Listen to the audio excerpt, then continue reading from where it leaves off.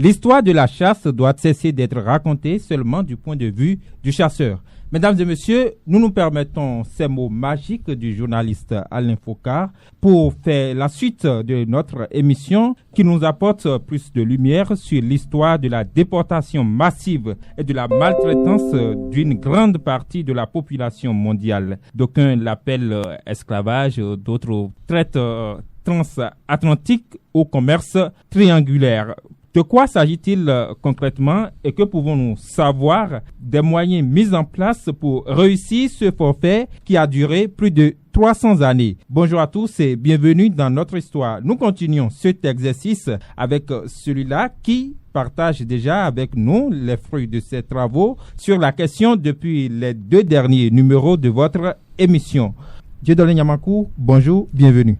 Bonjour Edouard Yansounou, je salue vos auditeurs. Alors, je rappelle, vous êtes historien et directeur scientifique du Centre culturel Akanga de Porto Novo. Je l'annonçais, nous allons continuer cette ligne que nous avons tracée depuis les 2 derniers numéros de cette émission Notre Histoire. Et d'abord, comme j'ai aussi annoncé, clarifions traite transatlantique ou traite négrière ou commerce triangulaire. Peut-on dire que c'est la même chose? C'est pas exactement la même chose. Je pense qu'il est important effectivement de clarifier les concepts. Et il faut rappeler d'abord que ces concepts, ce sont les concepts des Européens, des historiens européens. Et même avant les historiens européens, les concepts des négriers européens, même de tous ces trafiquants de chair humaine, etc. C'est eux qui ont dit qu'ils venaient faire du commerce sur les côtes d'Afrique, alors qu'eux-mêmes venaient faire la guerre et des razzias, etc. Donc, on a enseigné à l'école que le commerce triangulaire, c'était un commerce qui partait des ports européens vers les côtes africaines, où on apportait de la marchandise. Certains ont même parlé de pacotille, et qu'en échange, on prenait des êtres humains qu'on amenait sur le continent américain, qui étaient réduits en esclavage, et puis qui produisaient le café, le coton, etc., canne à sucre et autres, et qui étaient revendus sur le continent américain donc d'où est née cette expression de commerce triangulaire.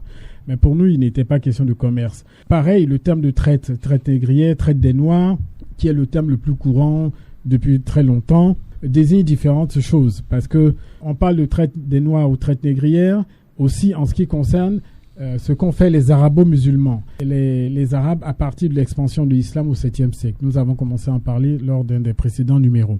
Voilà, donc ça, certains historiens appellent cela la traite transsaharienne, la traite orientale ou la traite arabo-musulmane, qui a commencé du 7e siècle jusqu'au 19e, même 20e siècle.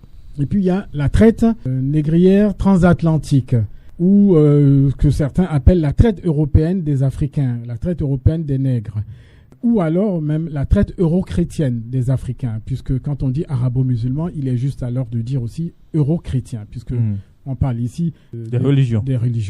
Voilà. Et puis après, il y a l'esclavage. J'ai constaté chez nous ici au Bénin que certains Béninois confondent traite négrière et esclavage, parce que faut pas confondre du tout, parce que c'est pas la même chose. La traite négrière, c'est le processus justement de razzia, de kidnapping, de guerre, d'enlèvement et de déportation massive des Africains vers différentes régions du monde hors du continent. L'esclavage dont nous parlons, c'est la réduction en esclavage de ces millions d'Africains qui ont été déportés une fois arrivés sur les terres de déportation.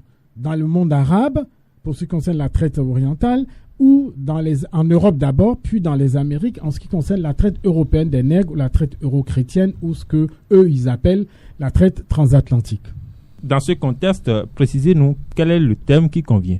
Dans le contexte où nous parlons de la déportation massive de la population noire. Vous avez employé le bon terme. Déportation massive, justement, des populations africaines, populations noires. Parce que, justement, le terme de déportation remplace le terme de traite négrière. Parce que dans le mot traite, dans le sens français, il y a la dimension commerciale qui apparaît. Les gens parlent de traite. Pendant la colonisation, il y avait les comptoirs de traite. Là, il s'agissait plus d'êtres humains, il s'agissait de marchandises. Donc, le mot traite, décrit une activité commerciale. Mais le mot traite, ceux qui disent ça ne vont pas au fond des mots, parce que si on étudie l'étymologie du mot traite dans la langue française, ça nous ramène à la vache. Quand on traite le lait d'une vache, c'est-à-dire que donc on puise tout le lait que la vache a dans les seins et dans les mamelles. Et donc traire, donc c'est puiser les ressources les ressources, en fait. Donc, traire, c'est aussi dans ce sens-là, si l'Africain entend ce mot, c'est dans ce sens-là que l'Africain doit le comprendre. C'est ce processus qui a duré des siècles où les Européens ont puisé et épuisé les ressources humaines africaines et aussi les ressources minières, minéralogiques, végétales du continent africain. Mais le terme que nous proposons d'employer en ce qui concerne cette première phase du processus, ce sont des razzias négrières, comme le dit Boumba Bang dans son livre « Quand l'Africain était l'or noir de l'Europe », les razzias négrières transatlantiques ou razzias négrières européennes ou razzias négrières arabes, et puis la déportation des Africains. Voilà. OK. Pour faciliter cette machine mise en place, il y a eu plusieurs moyens. Vous aviez commencé par l'expliquer la dernière fois. Mais précisément, nous allons parcourir ces moyens de pression mis en place en ce moment-là pour faciliter la déportation des populations noires.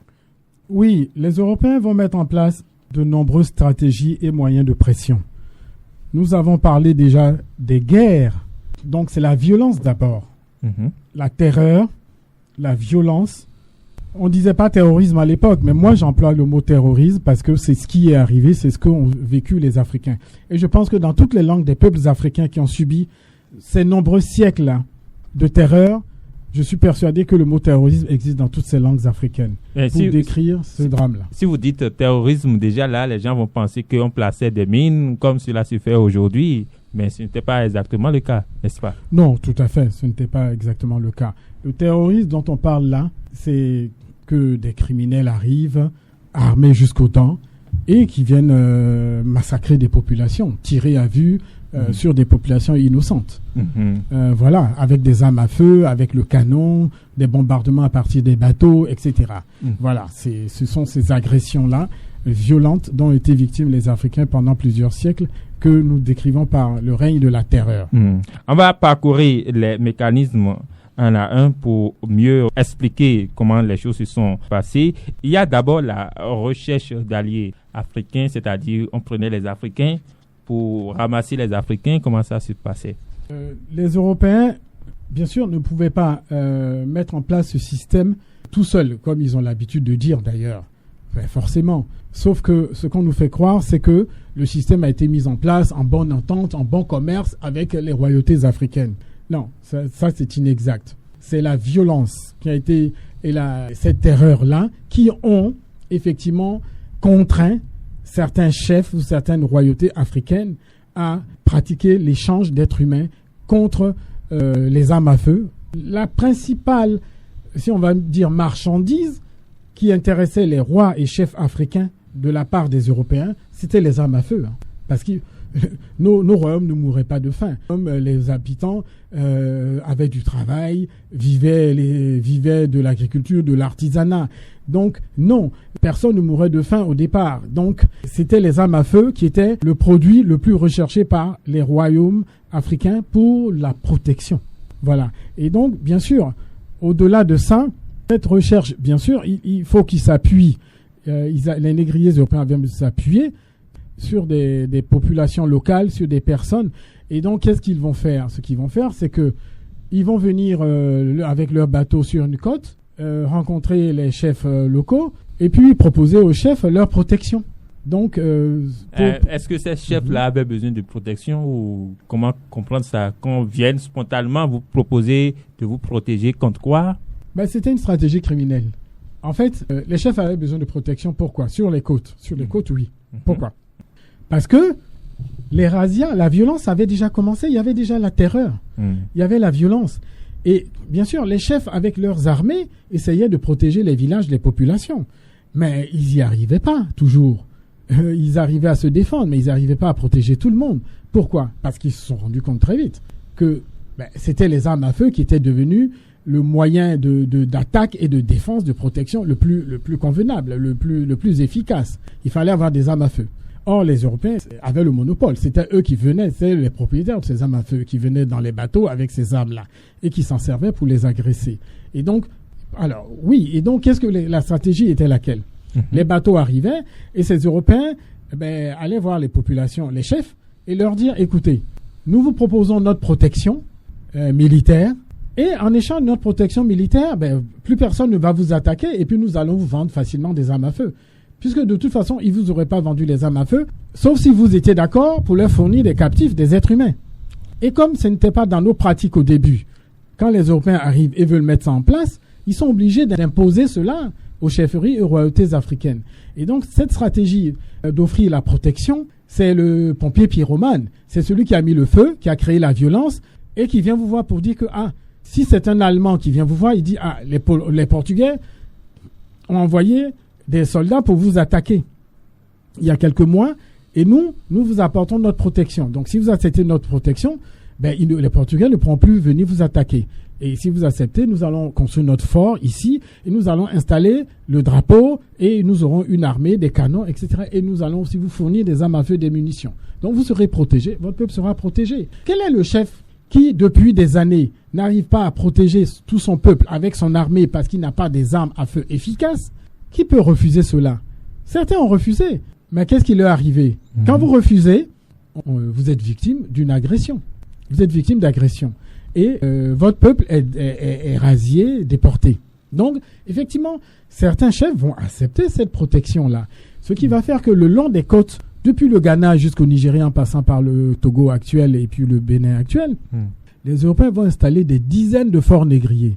Mais ce qui sont des forts militaires et donc des bases militaires, et installer des soldats, l'artillerie, etc. Et donc, mais déjà que ces populations ont les armes à feu et pourront plus tard se protéger contre ceux qui les ont offert ces armes lorsqu'ils auraient voulu les agresser, n'est-ce pas? Oui, mais dès que vous avez cette protection-là, par exemple, rappelons qui étaient là.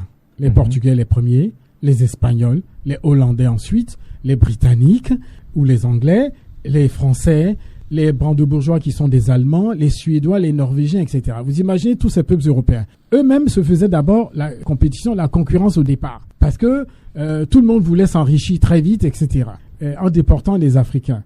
Et donc, quand on vous propose une protection armée et que vous acceptez qu'on construise un fort, une fois que c'est fait, oui, vous bénéficiez d'une protection. Mais rappelons d'abord ce qui s'est passé pour répondre à votre question. Allez-y. Mais prenons l'exemple d'un roi d'Alada. En 1670, quand les Français viennent le voir et lui demandent la permission d'ouvrir un fort français sur la côte sous contrôle du roi d'Alada, qu'est-ce que le roi dit? Il dit non, je ne peux pas vous donner l'autorisation de construire un fort. C'est même pas un fort qu'ils avaient voulu construire, c'était une factorerie, donc un entrepôt, un magasin. Le roi d'Alada a dit non, si je vous autorise à ouvrir une factorerie, je sais ce qui va se passer. Quelques mois après ou 1 ou 2 ans après, vous allez venir, votre lodge va devenir factorerie, votre factorerie va devenir un fort. Et une fois que vous aurez installé un fort, vous allez l'équiper de canons, d'artillerie, et vous allez attaquer mon royaume, et vous allez prendre mon pouvoir, et vous allez me déloger, me tuer ou me mettre une marionnette à ma place. Donc je ne vous autorise pas à ouvrir un fort français sur la côte, la côte du royaume d'Alada. Vous voyez, il a refusé. Les rois avertis savaient quelles pouvaient être les conséquences. Donc, préféraient rester sur leur garde. C'est-à-dire que après l'octroi des armes à feu, on passe à ce qu'on peut appeler la démonstration de puissance militaire. Oui, bien sûr. La démonstration de puissance militaire va se faire tout le long. Pourquoi? Parce qu'une fois que vous acceptez, un roi accepte ou un chef accepte une alliance, oui, dans les premiers temps, effectivement, vous allez jouir d'une protection militaire. Et vos villages, votre royaume ne va pas être attaqué. Ou s'il est attaqué, vous allez demander qu'on vienne vous protéger, de vous défendre. Oui. Ça va fonctionner un certain temps. Tant que les négriers européens qui sont installés chez vous ont suffisamment de captifs pour leur colonie américaine. Mais si quelques mois plus tard ou quelques années plus tard, ils sont en manque de captifs, ils vont oublier les accords qu'ils ont signés avec vous. En fait, ils n'ont même pas signé d'accord. Ce sont des accords négociés tout simplement. En tout cas, les accords entre vous et eux. Et donc, s'ils ont besoin de captifs, ils peuvent se retourner contre vous ou vous exiger maintenant que vous leur livriez des propres sujets de votre royaume. Or, les lois de nos royaumes interdisaient cela. Et quand un roi refusait de livrer ses propres citoyens aux négriers européens, ça chauffait. Donc, on pouvait l'attaquer lui-même, on pouvait l'attaquer et le tuer ou lui-même le déporter. Ainsi, de nombreux rois africains ont été déportés en esclavage. Au Brésil, il y a encore aujourd'hui, des siècles plus tard, des contes qui racontent l'histoire d'un prince africain qu'on appelait Chico Rey, qui avait été déporté en esclavage. Au Congo, etc., de nombreux princes et rois ont été déportés en esclavage dans les Amériques parce qu'ils ont refusé ce marché de dupes que leur réclamaient les Européens. Voilà, donc, oui, démonstration de puissance, démonstration militaire. Et d'ailleurs, quand vous refusiez, on pouvait vous organiser, vous faire un coup d'État.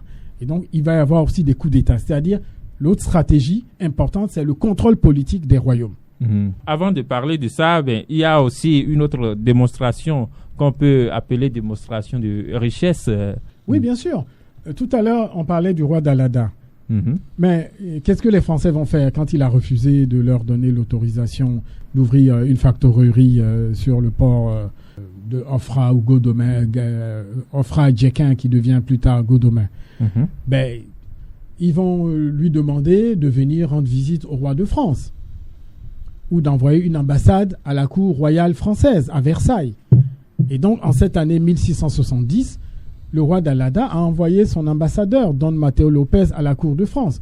Et c'était pour aller voir si ce royaume de France était aussi puissant, aussi riche que ne le prétendaient les capitaines des bateaux français qui venaient demander au royaume d'Alada d'être leur allié. Vous voyez? Donc, il y a des situations comme ça qui se sont passées. Démonstration de richesse, bien sûr, en faisant des cadeaux de grand luxe à certains princes et rois africains pour leur montrer que les royaumes d'Europe étaient riches, etc. Donc, il y avait des cadeaux. Il y a même un cadeau, une couronne même royale qui devait être offerte au roi d'Alada par la couronne britannique qui a été détournée. Le bateau a été capturé par les Hollandais et le bateau et la couronne a été détournée vers les Pays-Bas. Et aujourd'hui, c'est dans un musée en Hollande. Or, cette couronne, normalement, appartient à la famille royale d'Alada, puisque c'était un cadeau pour le roi d'Alada de cette époque-là. Vous voyez, donc, il y avait toutes sortes de démonstrations, effectivement, non seulement de puissance, mais de richesse aussi, dans cette compétition entre les royaumes européens pour avoir le monopole de toute activité sur les côtes africaines. Si jamais un roi s'y oppose, on lui impose le coup d'État. Oui, il y a eu à de nombreuses reprises des coups d'État. Il y avait un contrôle politique sur les royaumes. Ce serait intéressant de lire cette citation à nos auditeurs. Le père Labarthe, c'est un Français, dans un livre publié en 1805 à Paris, à la page 57, du voyage à la côte de Guinée, ou description des côtes d'Afrique depuis le cap Tagrin jusqu'au cap Lopez Gonzalves, écrit ceci. La compagnie de Hollande a dans ce pays une grande influence. Et il parle de la côte du Guinée, on parle du Ghana actuel, la côte de l'or Elmina, comme les Européens l'appelaient à l'époque. Mais ce qui est décrit ici se passait partout sur les côtes africaines. Qu'est-ce qu'il nous dit? La compagnie de Hollande a dans ce pays une grande influence. La guerre n'a lieu entre les princes qui avoisinent ses forts que par sa participation. La compagnie influe sur toutes les délibérations politiques. Elle protège les partis politiques. Et au moyen du secours, donc l'aide qu'elle donne, le soutien qu'elle donne, elle fait pencher la balance de leur côté et se procure à bon compte tous les captifs qui en proviennent. Ils disaient les esclaves. La compagnie emploie encore divers moyens pour se procurer des esclaves. Ces moyens consistent à faire des avances de marchandises. Voilà une autre stratégie. Avances de marchandises aux nègres des villages qui sont dans sa dépendance moyennant des otages. Retenez bien, il parle des nègres des villages qui sont placés sous dépendance des forts négriers hollandais sur la côte ouest africaine, moyennant des otages. Si ces otages ne sont pas dégagés dans un terme fixé par l'équivalent, en poudre d'or, des marchandises avancées, ces otages deviennent esclaves de droit, ou plutôt de fait. Cette manière de procéder fournit tout à la fois beaucoup d'or et une grande quantité d'esclaves. D'un autre côté, la compagnie de Hollande s'approprie les nègres vagabonds qui commettent des désordres dans les villages qui sont sous sa protection.